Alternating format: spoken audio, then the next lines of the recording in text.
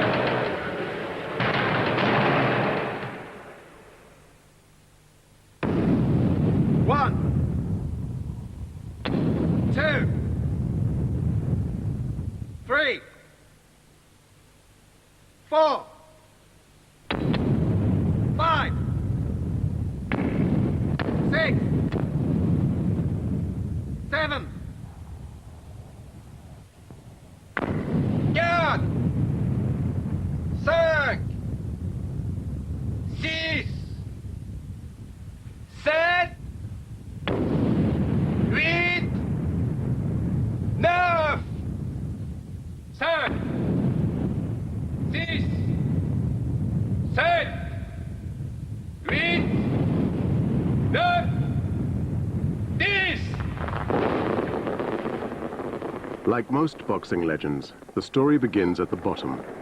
Black Bottom, Detroit, where in 1921, Walker Smith, the youngest of 3 children, was born.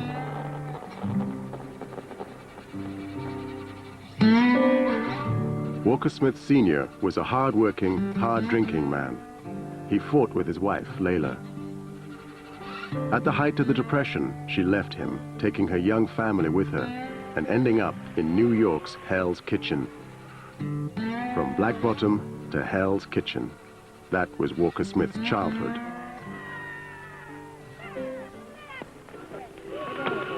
In between jobs as a shoe shine boy and a window cleaner, young Walker Smith earned a few extra pennies as a street dancer.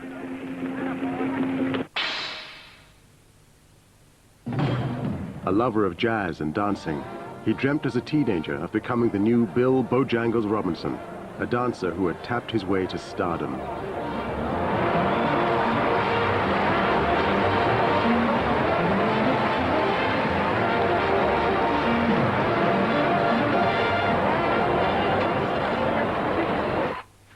Walker Smith's other idol also knew how to use his feet and his fists, future heavyweight champion Joe Louis.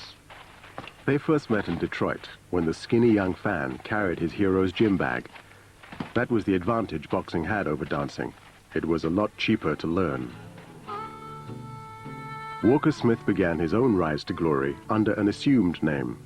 With no amateur license of his own, he entered his first fight using one belonging to a certain Ray Robinson. The sugar was added soon after when people saw his sweet boxing style. The real Ray Robinson ended his days working behind a bar. 1939, world heavyweight champion Joe Louis referees the American amateur featherweight final. In trademark white shorts is Louis's 18-year-old protege, Sugar Ray Robinson.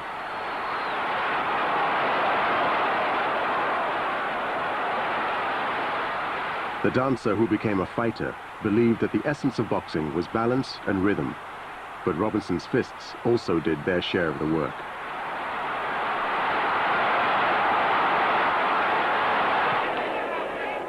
A year later, the featherweight traded up to lightweight.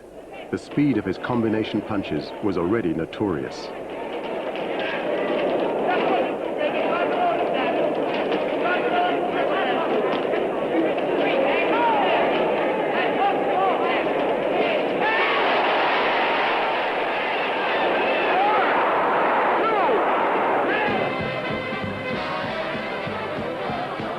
In 1940, America's most popular amateur turned professional. When the money got serious, Robinson began to live the high life. At the Cotton Club, he met dancer Edna Mae Holly, the future Mrs. Robinson.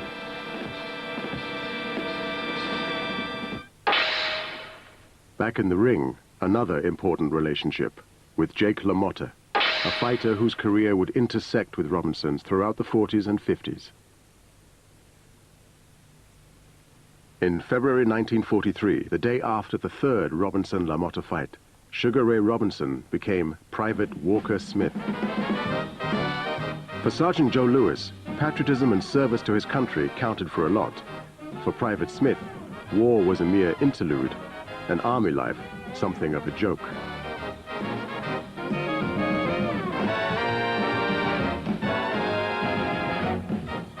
Sugar Ray Robinson was already making plans for his golden age, the post-war years when the going would be good.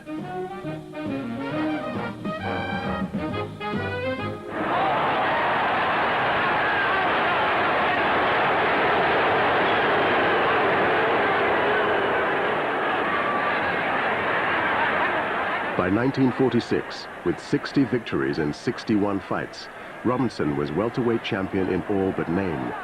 But the promoters controlled the ring and decided who got a shot at the title.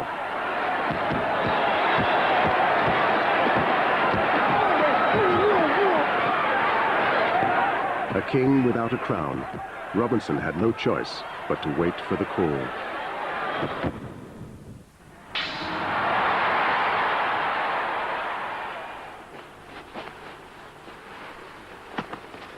Six years after turning professional, all he had to show for his string of victories was money, which disappeared as fast as he could win it. But finally he got his chance against Tommy Bell, a man he'd beaten before. It took him 15 rounds to defeat Bell, but at last, 5 days before Christmas 1946, Sugar Ray Robinson was welterweight champion of the world.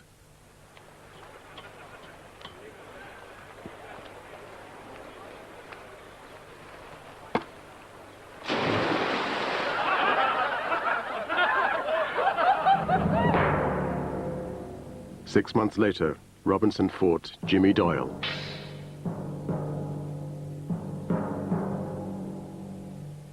Doyle went down in round 8 and never got up again.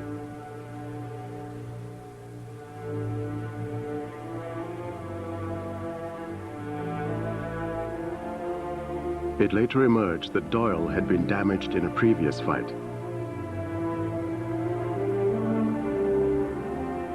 But when asked by journalists whether he had intended to hurt him, Robinson said, "It's my job to hurt him." Unlike many who covered the sport, Robinson himself refused to romanticize boxing. Doyle lost his life in pursuit of a title. Another fighter lost his honor.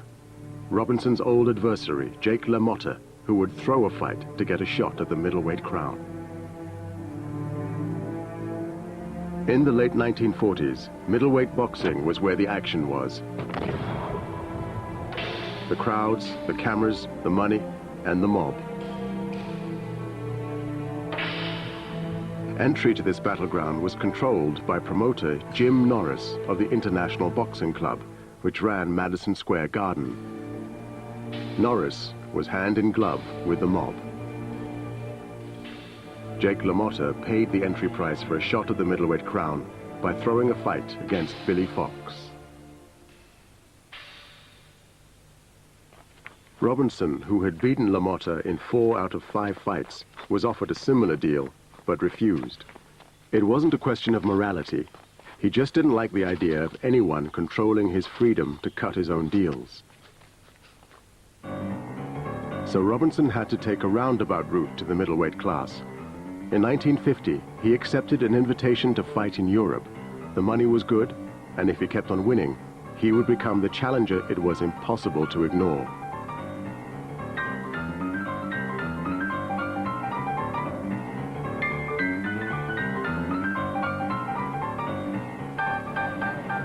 On the boat over to Europe, Robinson heard the word entourage used to describe the half-dozen or so people who, as usual, had accompanied him.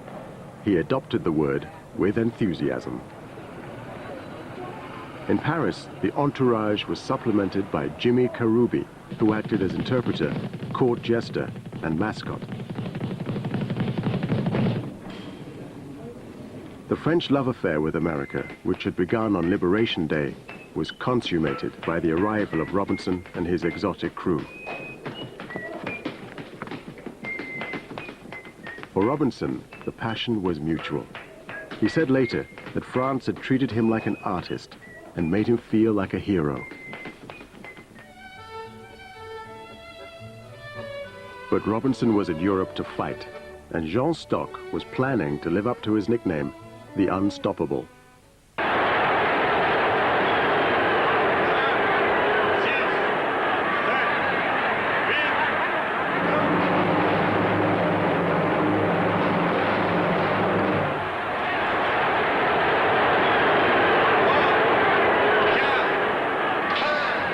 In the American ring, Robinson had on occasion carried fighters, allowing them to go the distance rather than knocking them out.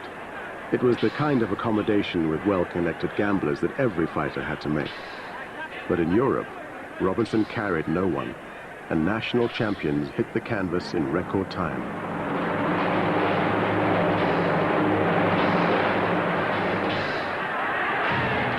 In just 29 days, he won 5 fights, 4 of them by knockout. He earned $50,000 and spent most of it keeping his entourage in the style to which they had become accustomed. He also made himself an irresistible contender for the middleweight title, and there was nothing that Jim Norris could do about it.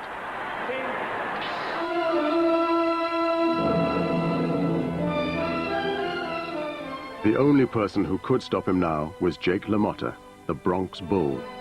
Having paid the price to win the champion's belt, he was in no mood to give it up.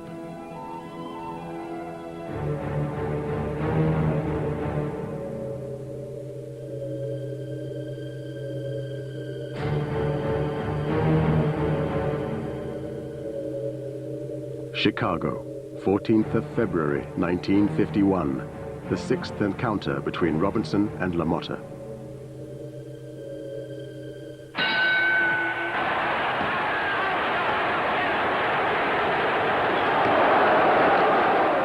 To defeat the Bronx Bull, Robinson decides to play the matador, keeping his distance, flicking quick jabs to keep the beast at bay.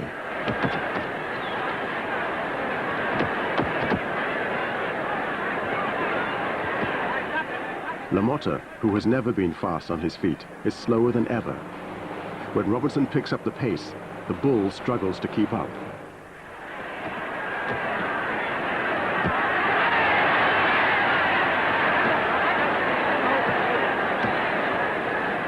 Robinson targets the liver. LaMotta is hurt, his legs rooted to the canvas. Now Robinson begins to dance, punctuating his steps with left hooks to LaMotta's face and throwing lethal combination punches.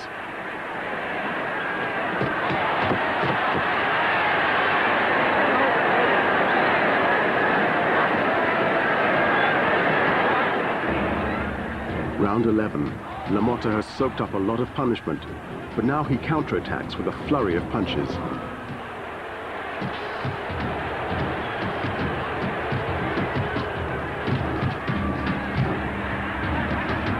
But Robinson weathers the storm and is soon playing the matador once more.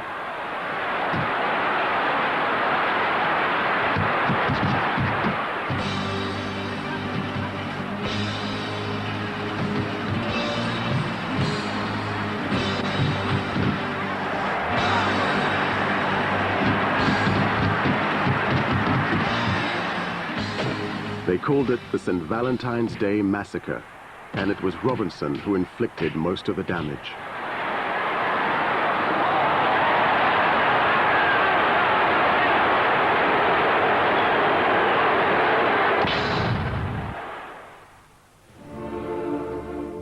The referee stopped the massacre in round 13. Robinson, the irresistible challenger, was middleweight champion of the world, and he'd done it on his own terms, free from the control of Jim Norris and the mob. In his trademark pink Cadillac, the champ tours the little piece of Harlem that is now his own personal kingdom.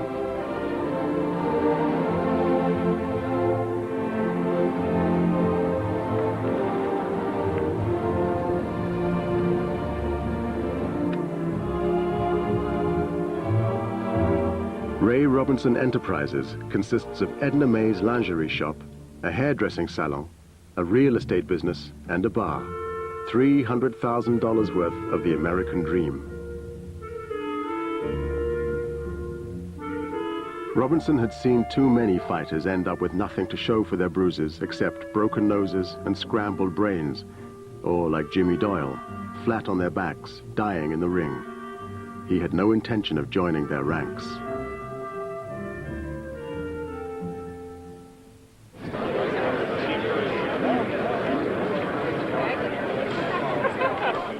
True to a promise, Robinson returned to Paris as champion. The love affair between France and America's unofficial ambassador resumed. Robinson played the part to perfection, accompanying the gift of $10,000 for cancer research with a kiss for Madame Auriol, the wife of the French president. But as ever, Robinson had work to do, this time against British champion Randy Turpin in London.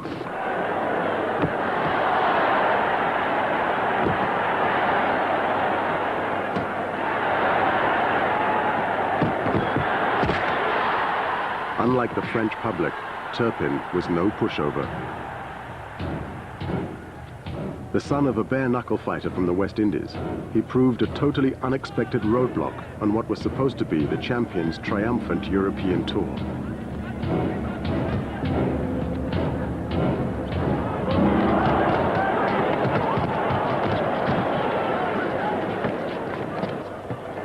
Turpin was tough and strong, but no stylist. In a huddle, his head collided with Robinson's, and the champion started to bleed.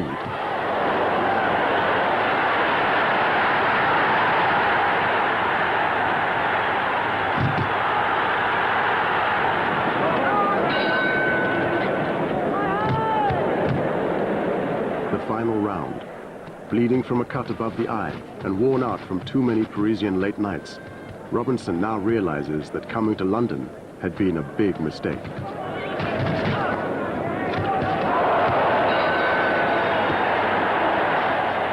And then it's over, and the champion is champion no longer.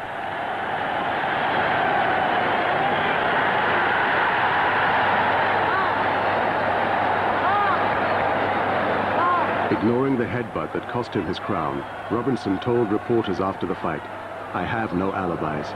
I was beaten by a better man." In Turpin's hometown of Leamington Spa, they'd never seen anything quite like it.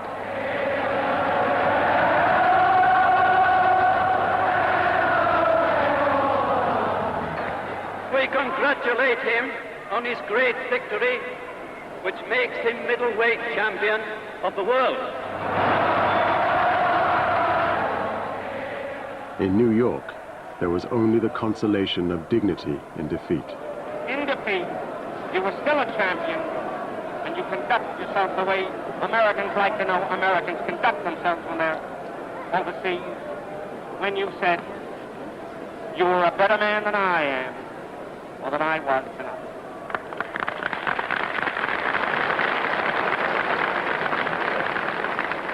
I put that in the paper, Sugar, and I added, "You see, no sour grapes in sugar." Sugar Ray Robinson was the challenger once more. At his training center at Pompton Lakes, he planned his revenge. As champion, he had always insisted on a contract that allowed for a rapid return fight in the event of defeat. Randy Turpin had just 64 days before Robinson would come looking to get his title back.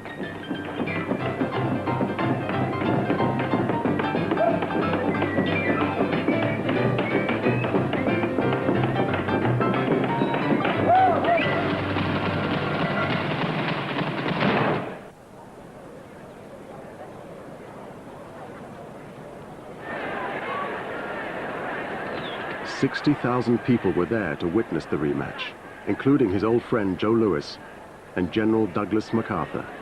The challenger, Sugar Ray Robinson.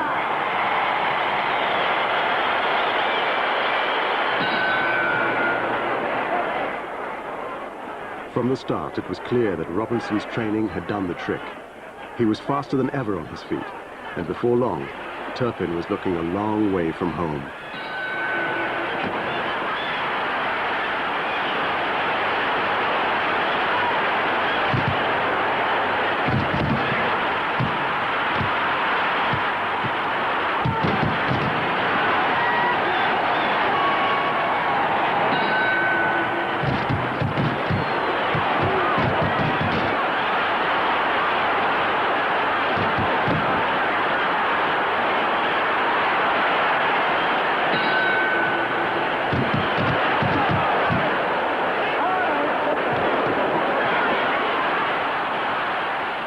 By the 10th round, Robinson was well ahead, but the cut above his eye was threatening to reopen.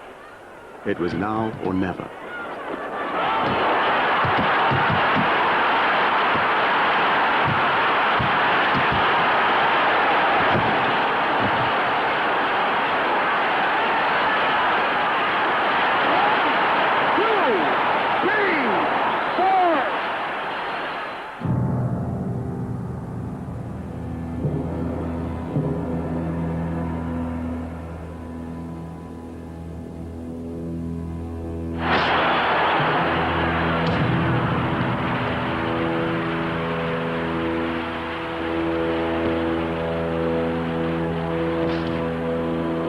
"31 punches in 25 seconds finally put an end to Turpin's 64-day reign. He would never come close to regaining the title.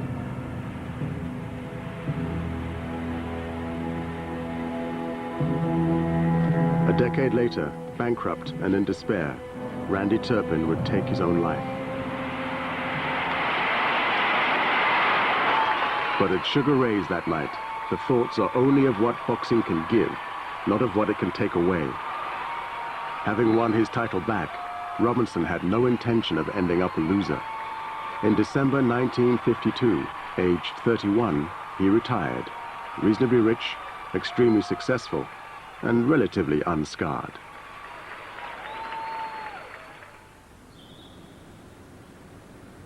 In his house in the Bronx, former champion Sugar Ray Robinson finally has the chance to realize the dream of the young Walker Smith, to make it as a dancer.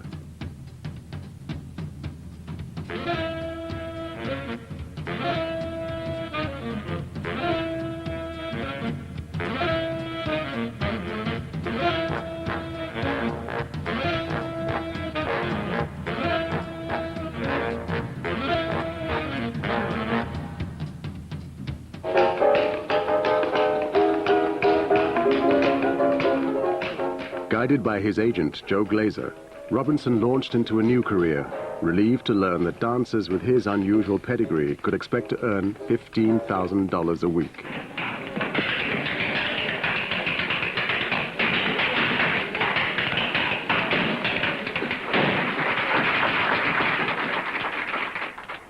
Once more, it was to France that he turned for approval, taking his review to the French casino in Paris. But though they loved the boxer, the French were less kind to the dancer. Sugar Ray Robinson was no Bill Robinson, and the good money soon dried up.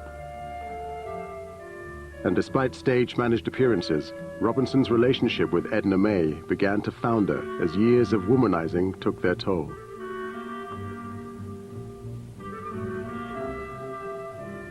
A lot of my fans are wondering in regards to my intentions of boxing again. As yet, I have not made up my mind. Robinson had always said he had no intention of ending up broke. But by the end of 1954, less than 2 years after his retirement, that looked a distinct possibility.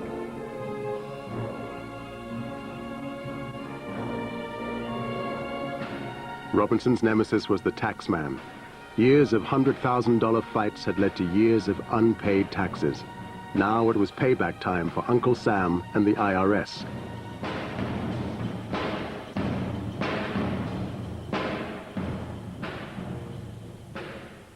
Jim, it's common gossip when a fighter makes a return to the ring that he's broke, desperately in need of finances.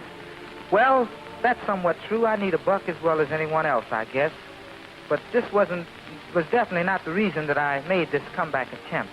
While enjoying a very successful engagement in Paris at one of the better theaters there, in show business that is, I got the urge that I wanted to fight again.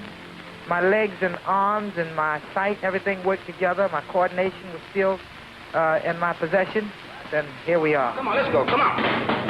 Don't be lazy in there. Come on, move around. That's it. Come on, let's go. Come on. Don't be lazy in there. Come on, move around. Move around, come on.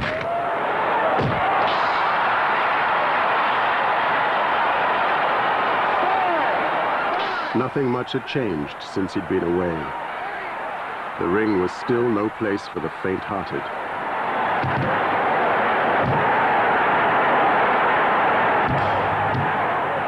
It's July 1955 in San Francisco. In his 6th fight since his comeback, Robinson is just one victory away from a shot at the middleweight crown.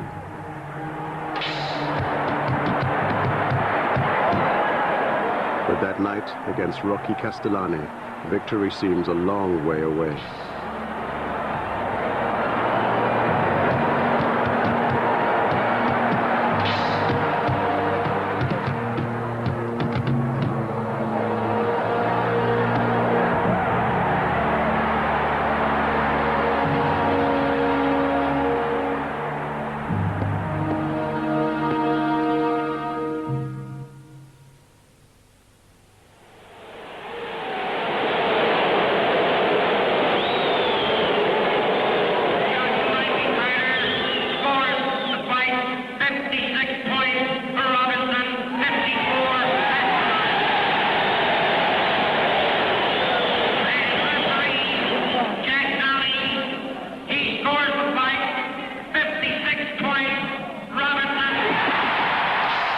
It had been a close call, but Robinson had earned himself another shot at the World Middleweight Championship.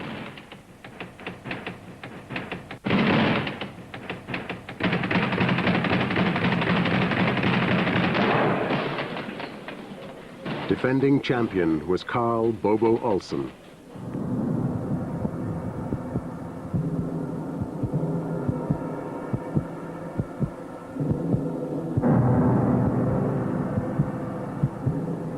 December 9th, 1955, 3 years after he retired, Sugar Ray Robinson is middleweight champion for the 3rd time.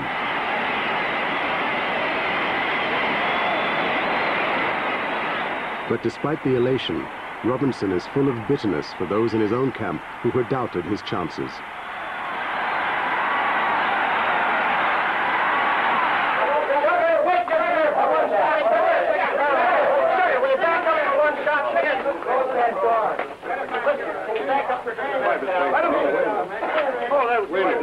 Let's give him a chance to get straightened out. Only one shot. Only the IRS is entirely happy that night, seizing all of the new champion's $50,000 purse.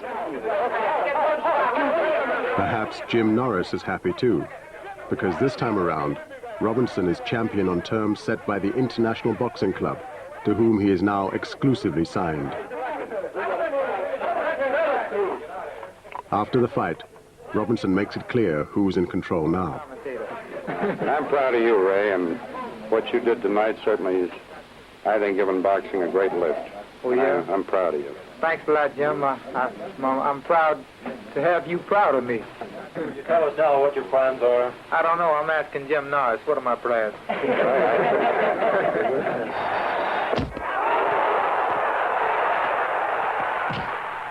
Between Jim Norris and the taxman, Robinson's plans, like his winnings, have been reduced to the barest minimum. Defend the title, and if you lose it, as in this case against Gene Fullmer, make your excuses and prepare for the rematch.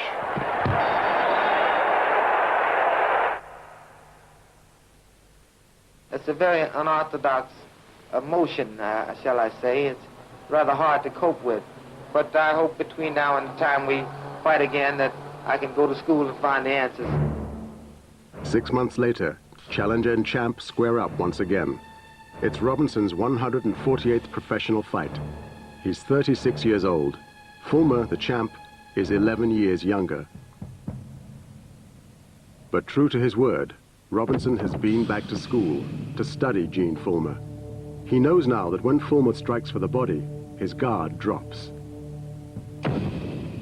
For a seasoned fighter, knowledge is power.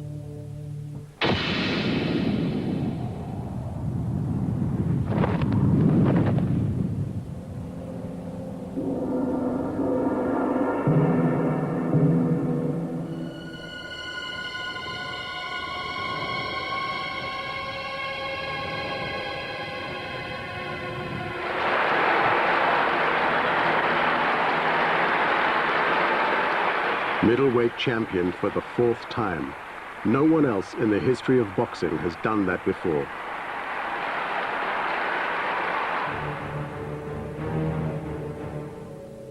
This is the reward. Carmen Basilio, one of Jim Norris's favored fighters. Welterweight champion Basilio, like Robinson before him, now has his sights on the middleweight crown.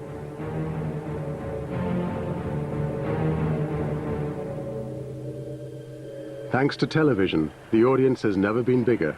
The stakes have never been higher. Wearing white trunks, weighing 160, middleweight king, Sugar Ray Robinson. 15 rounds for the middleweight championship of the world.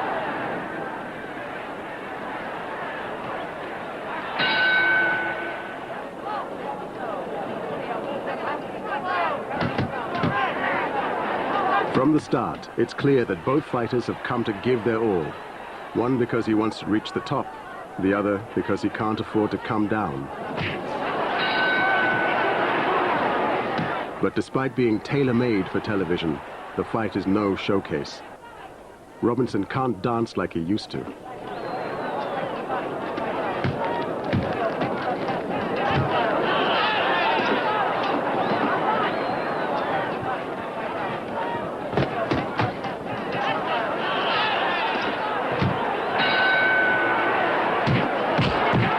Instead, he pounds away at Basilio's weak point, his battered brow.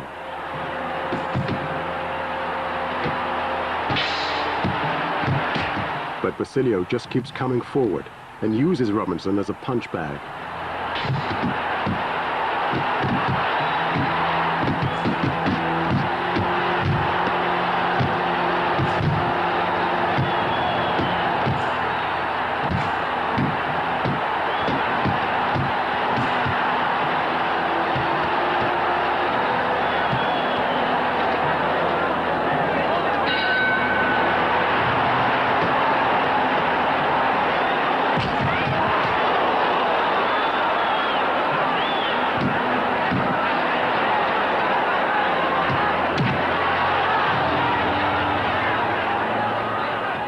By round 13, it doesn't look as if Robinson has done enough to keep the young challenger at bay.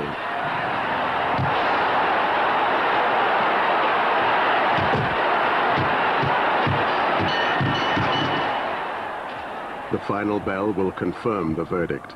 The taxman will collect the winnings. Jim Norris will plan the rematch. The other judge, Bill Recht, scores it 8-6. 1 even. The winner and new middleweight champion of the world, Carmen Basilio.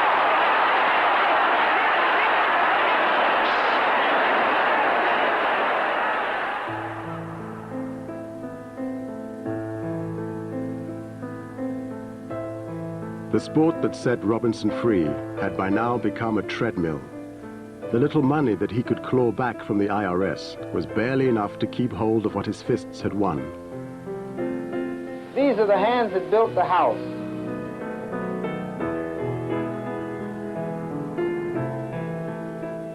And though the TV cameras suggest that everything Shea Ray is sweetness and light, Edna May could tell a different story of infidelity and cruelty.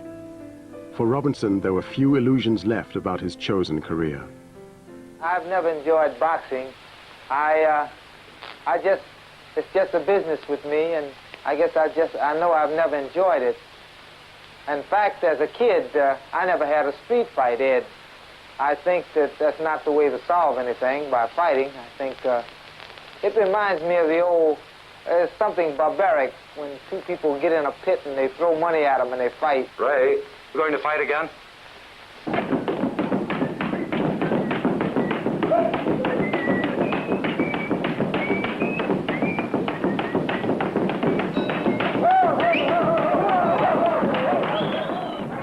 March 1958, the rematch against Basilio. Robinson insists that Norris pay him in cash in an attempt to blindside the taxman.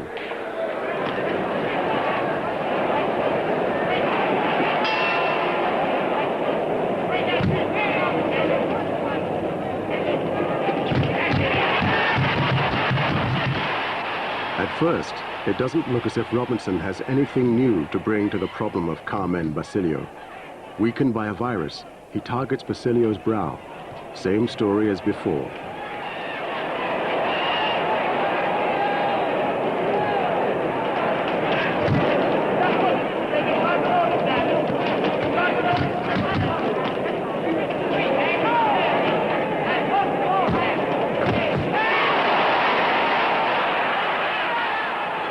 But this time, persistence pays off. Robinson's punches are turning the champion into a cyclops.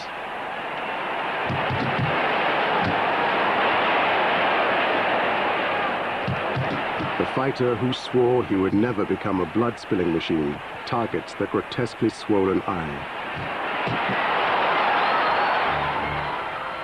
Robinson has nothing else to offer.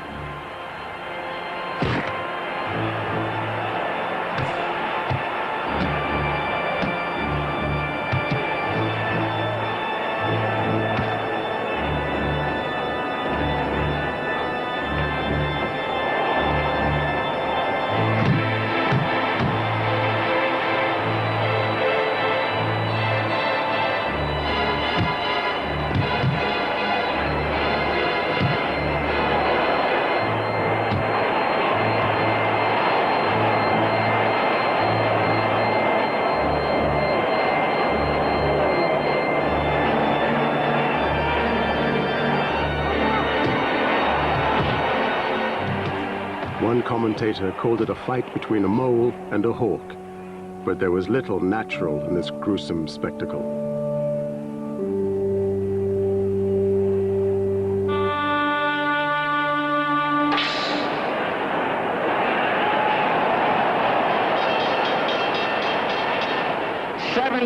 Points. Sugar Ray Robinson, 64. Carmen Basilio, the winner and the new world's middleweight champion, Sugar Ray Robinson. Champion for an unprecedented fifth time, Robinson, the legend, comes to the home of legends, Hollywood. Did you happen to catch the welterweight title fight the other night, Ray? I'm awfully sorry to say I didn't. I'm just not a fight fan. How long are you going to be here, Ray?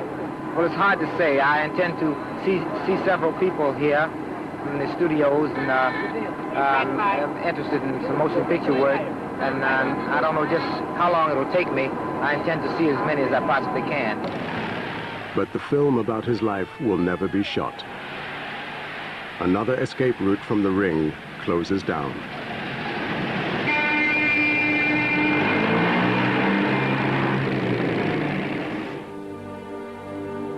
Washington, 1959.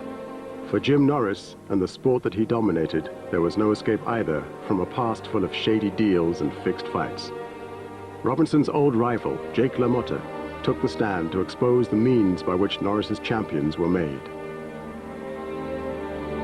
He just said that if I would lose to Fox, that I could get $100,000. He knew that I wasn't interested in it, but he had to give me the message. But towards the end, when I realized that I couldn't possibly win, I said I would lose to Billy Fox if I was guaranteed a championship fight. No names to give. Well, there's no names to give, son. No one's told you that if you come down here and give us names that Something might happen to you or members of your family? No, sir. This is a pretty rough crowd, isn't it, Mr. LaMotta? What is it? These people engaged in this boxing business? I'm not afraid of none of them rats. You're not afraid of any of them? No, sir.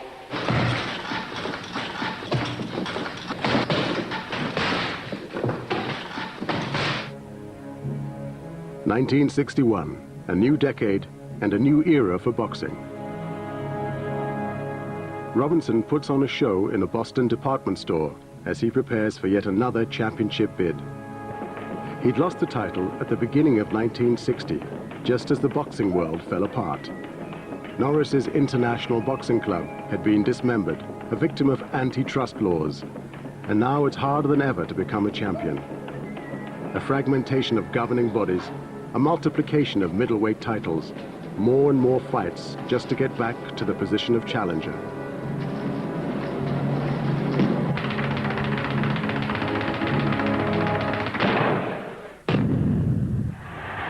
A lethal hook sends Robinson crashing into the ropes, the prelude to an awesome thrashing at the hands of Gene Fullmer.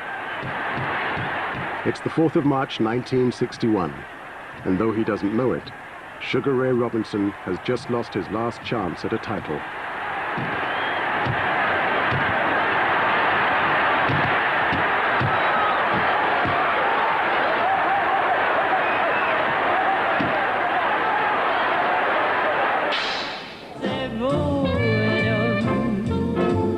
C'est brutal un homme, en colère c'est terrifiant, ça casse tout un homme. Pourquoi pleurer? L'orage passé, vous aurez un enfant à consoler. The French still love the man they call Le Sucre Merveilleux. But the woman who met him when he was a 20-year-old champion in the making is no longer among his fans. Edna May and Sugar Ray are separated now.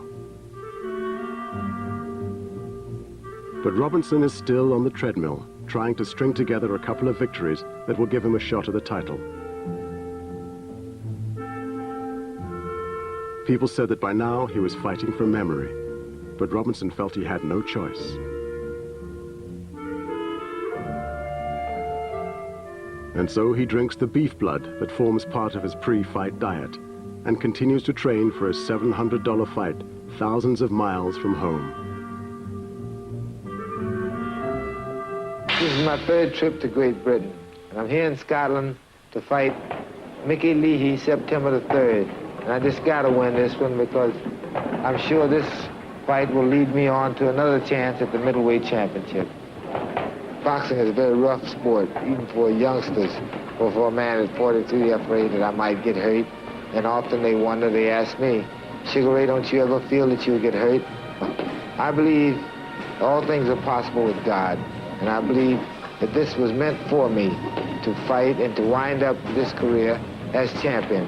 And now I'm trying to put together the final climax on a wonderful story.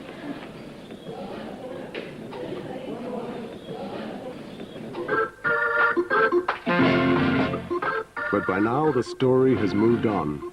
All eyes are on a young heavyweight fighter called Cassius Clay. He's an even better dancer than Sugar Ray Robinson.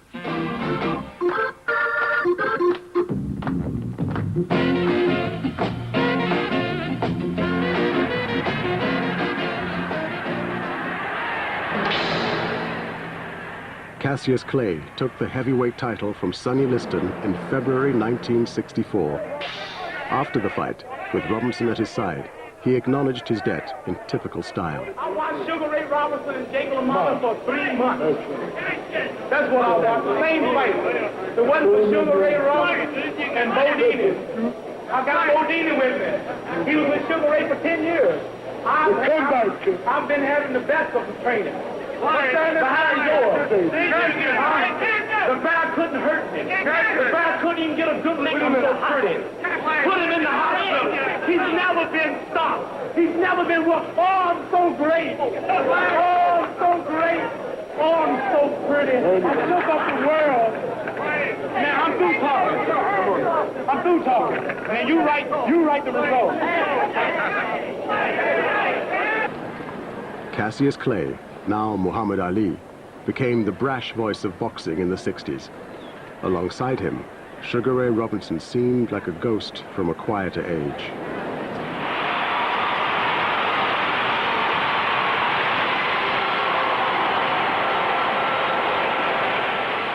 In 1965, at Madison Square Garden, boxing gave its elder statesman a carefully choreographed ovation as he finally announced his retirement.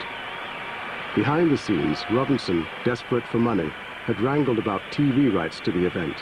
But in the ring, reunited with old opponents Turpin, Olsen, Fulmer, and Basilio, sentimentality laced with genuine emotion reduced grown men to tears.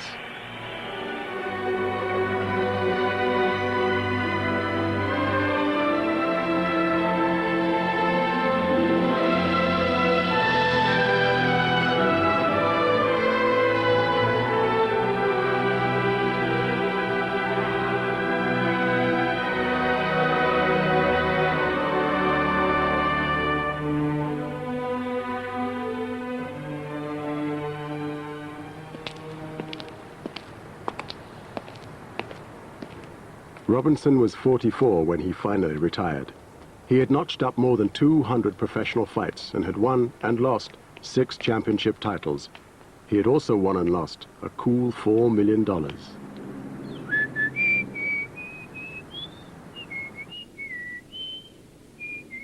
He was the bridge between two worlds, the worlds of Joe Louis, the patriot, and Muhammad Ali, the dissident.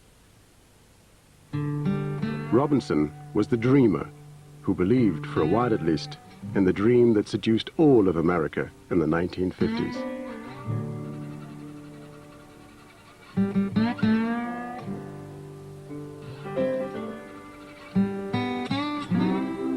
At the end of his life, Robinson was stricken with Alzheimer's disease. He died on the 18th of April, 1989.